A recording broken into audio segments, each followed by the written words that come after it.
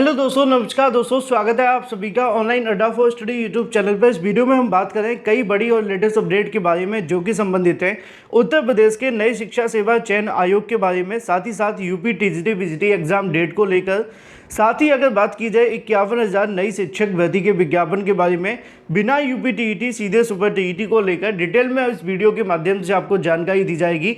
Channel को subscribe करके bell icon को दबा लें और वीडियो को लाइक कर दें, जिससे कि आपको रियल ऑथेंटिक जानकारी ऑनलाइन अड्डा फॉर स्टडी यूट्यूब चैनल से मिलती रहे।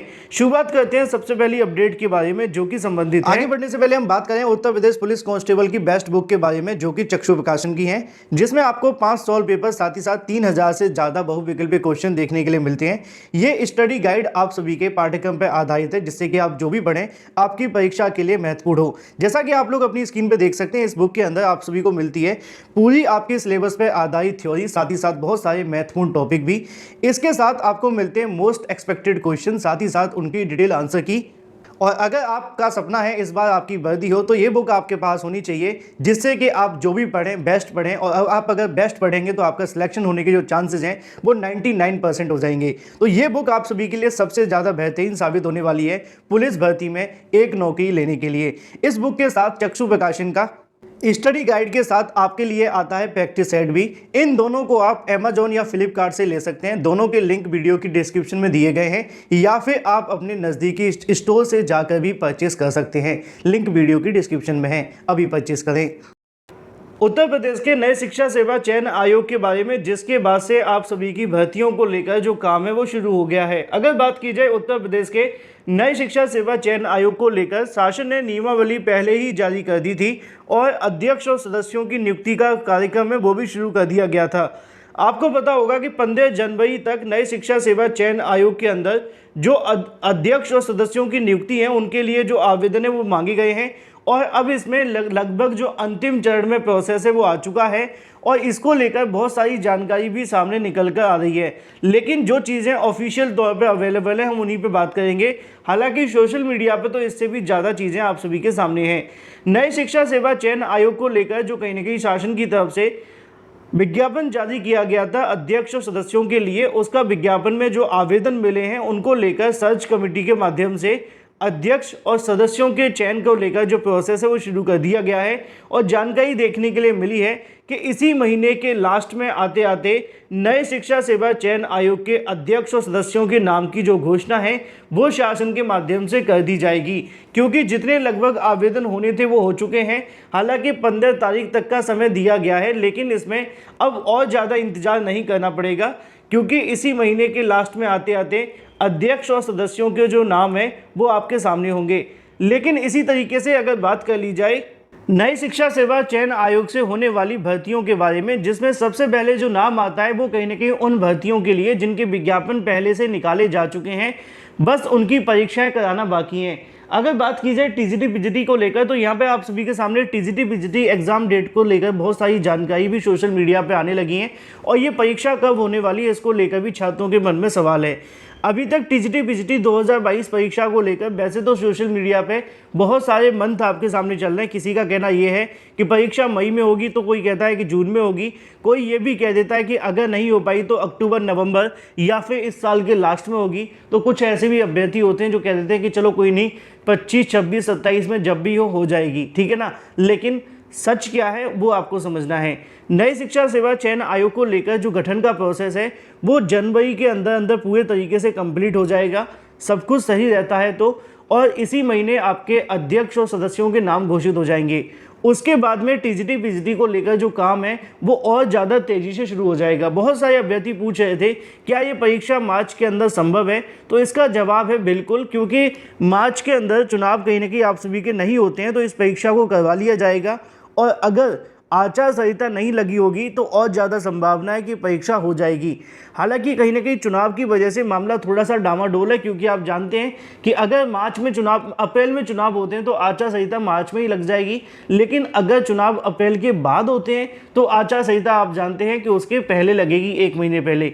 तो ऐसे में अभी भी टीजीटी पीजीटी को लेकर पूरी उम्मीद है कि परीक्षा मार्च में हो सकती है। बाकी तारीख डिपेंड करेगी नए शिक्षा सेवा चयन आयोग के अध्यक्ष और सदस्यों के ऊपर। मैं इस प्रकार की कोई भी आपको नेगेटिव वाली जानकारी नहीं दे सकता हूं, क्योंकि कुछ लोगों का काम ऐसा ही है, वो आपको इसी तरीके से भटकाते रहेंगे कि ये परीक्षा इस साल नहीं अगले साल होगी। आपका मन करे उस बात को आप सुनकर अपनी तैयारी कर सकते हैं। मेरा काम आपको सही सटीक जानकारी देना है, मैंने आपको दे दी है। क्योंकि वर्तमान में तारीख तो आपको कोई भी नहीं बता सकता, लेकिन हाँ, जो चीज़ें चल रही हैं उसको एनालिसिस करके आप लोग अंदाज़ा लगा सकते हैं कि किस आधार पे आपकी परीक्षा कब होने जा रही है। इसी के साथ अगर बात कर ली जाए उत्तर प्रदेश की नई प्राइमरी शिक्षक भर्ती के विज्ञापन के बारे में, यानी कि 51,112 भर्ती को लेकर, इसके बारे में भी अभ्यर्थी काफ़ी परेशान है कि इसका विज्ञापन कब तक देखने के लिए मिलेगा और कब तक इसका जो विज्ञापन है वो जारी होगा। तो उत्तर प्रदेश की नई प्राइमरी शिक्षक भर्ती के लिए वैसे तो बीएड बीटीसी दोनों अभ्यर्थी अब तक आवेदन कर सकते थे, लेकिन सुप्रीम कोर्ट का ऑर्डर आने के बाद अब बीएड करने वाले अभ्यर्थी नई प्राइमरी शिक्षक भर्ती में तो सम्मिलित नहीं होंगे। लेकिन अगर बात की जाए इसके विज्ञापन के बारे में, तो इसका विज्ञापन अगर सरकार चाहे तो फरवरी महीने में ही जारी कर सकती है। और उसकी सीधी सीधी वजह है कि चुनाव का होना, कि अगर सरकार पर डिपेंड करे तो वो कभी भी कुछ भी कर सकती है। अगर वो उनका मन है ही नहीं भर्ती का देना, तो चाहे आपका ये जनवरी 2024 का हो या फिर 25 का, विज्ञापन फिर कभी भी नहीं देंगे। अगर उनको लगता है कि सच में शिक्षक भर्ती वाले अभ्यर्थियों के जो वोट हैं वो उनकी सत्ता में परिवर्तन कर सकते हैं, तो वो इसका विज्ञापन अगले महीने भी दे सकते हैं, इसमें कोई संशय नहीं है। लेकिन ये विज्ञापन तभी जारी होगा जब यूपीटीईटी का आयोजन न किया जाए, क्योंकि फरवरी के अंदर नया शिक्षा सेवा चयन आयोग तैयार होगा।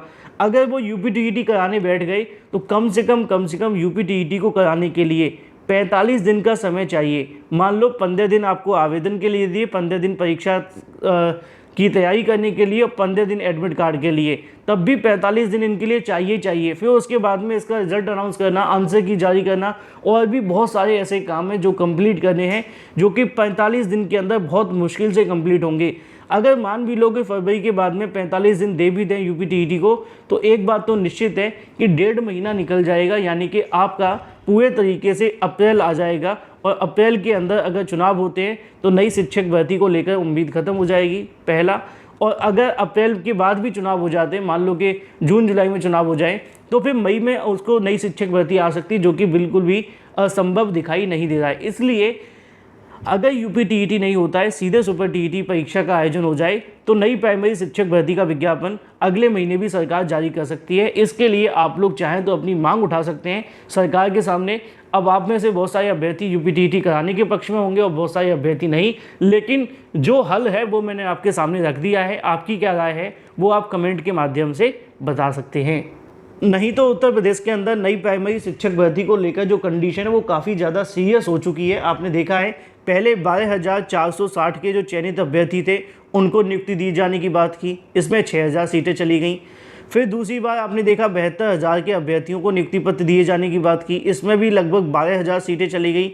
तो कुल मिलाकर सरकार ने बिना भर्ती का विज्ञापन निकाले 18,000 पदों पे शिक्षक भर्ती तो कर ही दी ना, कैसे भी न कैसे करके, चाहे कोर्ट की वजह से हो रही है। लेकिन ये पद तो आपकी नई शिक्षक भर्ती में से ही कम होंगे ना।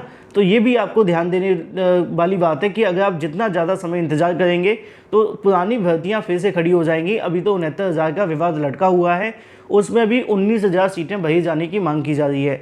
बात कर लेते हैं पुलिस कांस्टेबल भर्ती को लेकर। बहुत सारे अभ्यर्थी पूछ रहे थे कि सर सोशल मीडिया पे ऐसे दावे चल रहे हैं कि पुलिस कांस्टेबल भर्ती परीक्षा मई में होगी, क्या ये सच है? तो इसका जवाब है नहीं, ये पूरे तरीके से फेक है। ये कुछ ऐसी अभ्यर्थी है जो टीजीटी पीजीटी की परीक्षा चुनाव के बाद कराना चाहते हैं, वही वो चाहते हैं कि पुलिस कांस्टेबल की भर्ती मई के बाद हो, लेकिन ऐसा नहीं है। आपकी परीक्षा तय तारीखों पर कराए जाने को लेकर तैयारी की जा रही है अभी तक।